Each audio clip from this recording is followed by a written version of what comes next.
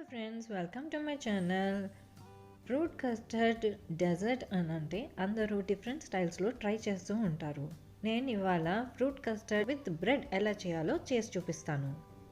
First 1 cup మిల్క్లో 4 tablespoon custard powder వేసేసి బాగా కలుపుతున్నాను. లంప్స్ లేకుండా చూడాలి. ఈ కన్సిస్టెన్సీలో ఉండాలన్నమాట.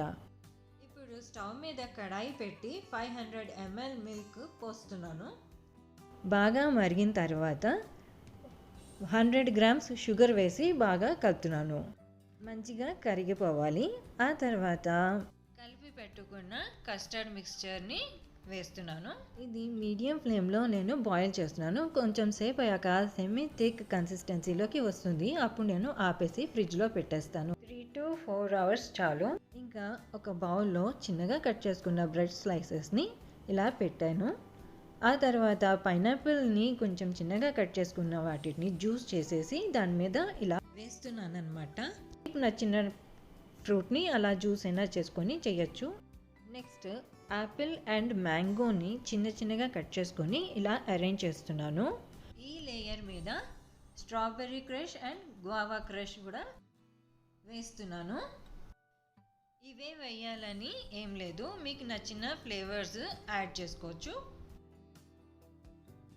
ఈ లేయర్ మీద మళ్ళీ బ్రెడ్ స్లైసెస్ని ఇలా అరేంజ్ చేసుకుంటున్నాను. దీని మీద కస్టర్డ్ని వేస్తున్నాను. మళ్ళీ ఈ కస్టర్డ్ లేయర్ మీద నేను పైనాపిల్ అండ్ కిస్మిస్ని కూడా వేసి అరేంజ్ చేస్తున్నాను.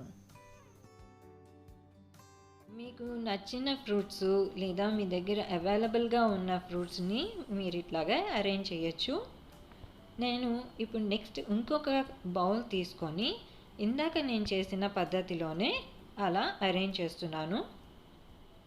ఈ బౌల్లో ఇందాక నేను వేసిన ఫ్రూట్స్తో పాటు బనానా కూడా యాడ్ చేశాను. ఇంకా ఫైనల్గా పొమగ్రెనేట్ కూడా వేశాను. ఇవే కాక టాపింగ్స్ లాగా చెర్రీస్, స్ట్రాబెర్రీస్, బ్లాక్ గ్రేప్స్ కూడా వాడచ్చు.